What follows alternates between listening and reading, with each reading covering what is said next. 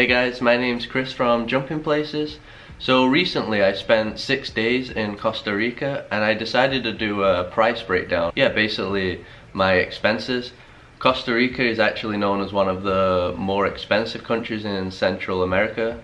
Me and my wife actually found it way more expensive than we were expecting as well, so that's one of the reasons that I wanted to do this video. So I'm going to start with the biggest cost, which was actually the car rental at the airport. The way it works is if you go on websites or apps like Expedia beforehand, you'll see that the day rate seems super low. It'll be somewhere around like $1 to $2 per day, which already seems very unusual, obviously. But then once you arrive at the airport there, or any other place there, you'll find that you've got to have insurance. So they won't let you get the car without you buying their insurance. And then after getting the insurance, the rate actually went up to about $56 a day. So super expensive. I already knew that was coming because I'd researched beforehand, and since I was only spending a few days there, I prefer to get a car anyway, just to do as much as I could in a little time. But if I was spending maybe like 2 weeks there, I probably wouldn't have got the car, because with public transport you could probably get around for like $5 to $6 a day maybe, from what I was reading. Next I'm going to cover the hotel costs. So since we spent 6 days there, that was basically 5 nights in 5 different hotels. So I'm going to break down the cost of each hotel we stayed in basically. So the first day when we arrived in San Jose, the capital, we went to a little city nearby called Santa Ana.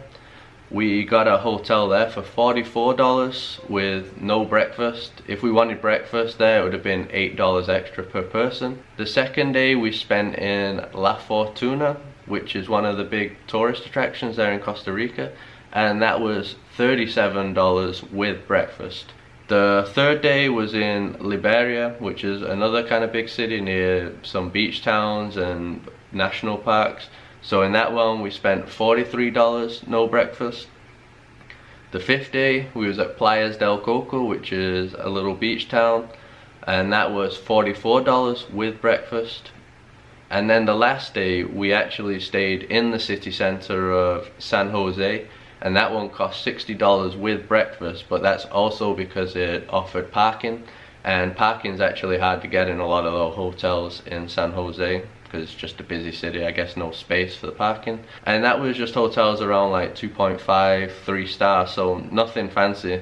Besides that, even though I never stayed in a hostel, I did still see that there were hostels ranging from anywhere around like $7 to $15, so obviously if hostels are your thing, you can pay a lot less doing it that way. Now the third thing, the national parks, which is one of the main things that people are going to want to visit if they're in Costa Rica, mainly because that's where you'll find the volcanoes, the amazing wildlife, the waterfalls. So I'm going to break down those costs as well. So on day one we went to Volcano Irazu, which was $15 per person. I'd say it was way worth it because yeah, the view there of the volcano was amazing. Also on day one we went to a place called La Paz Waterfalls. It's a nature preserve, you can see like a lot of wild animals, and also it has 5 different waterfalls. But that one was $44 per person, which ended up being the most expensive national park on the whole trip. The third day we went to La Fortuna waterfalls, and that was only $15 per person, and that will be one of the more amazing waterfalls that you'll see on the trip. It's about, I think, like 75 meters high, super big, and quite an easy hike to get there as well. Also on that day we went to Mystico Hanging Bridges Park, which was $26 per person. Hanging bridges were cool, and yeah, like the walk through the jungle was cool. On the fourth day we went to Rincon de la Vieja National Park. That was $15, and that was actually probably one of the best parks we went to. We got to see like volcanic activity, probably the most beautiful waterfall there. The color of the waterfall was amazing, and that was just $15 per person, so I'd definitely do that again. And then on the last day we went to a waterfall called Llano del Cortez, which was $8 per person, which is definitely worth it because that was also a waterfall that you was pretty free to swim in, and it's super easy to get there, and once again just extremely beautiful. so super cheap. It was kind of funny because the national parks that were more expensive actually ended up being worse, and the ones that were cheaper seemed to be the best ones. So I think on an average you can say we were paying like, I guess like $20 on average. Okay, so next up is your food costs. So I'm just going to cover the cost of how much it was in a restaurant more or less. So we were paying more or less about $11 per person for a meal and a drink, usually like a coffee or soda or something. It's about $11 per person, and this wasn't even in fancy restaurants, just your basic restaurants. Yeah, so that was pretty much all the cost. So if you add it up on an average, the hotel was about $44 a day. Food, $11 per person. So if I was having lunch and dinner, it would be about $22, right? National parks, about $20 on average for one national park if you're just going to do one in one day. The car, $56 like I mentioned. And also I forgot to mention that the gas, for me to fill the tank on a 4x4, it was costing about $40 there, so that I found that to be expensive as well. And I guess on an average I was using half a tank a day to drive around, so that would be $20. So in total that was about $162 with the lifestyle I was having there, and which was about average really. I wasn't like doing budget travel, but I also wasn't going to luxurious places, but even so it was still $162.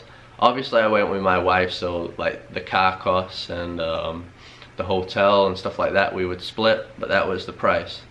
Now if you're doing budget, you obviously would probably stay in a hostel. Let's say on an average that might be like $11 per night. And you transport, if you're not getting the car and paying the gas, you're going to save loads. So let's just say on average you might be spending $7 on transport a day. I think you'd probably even spend less than that.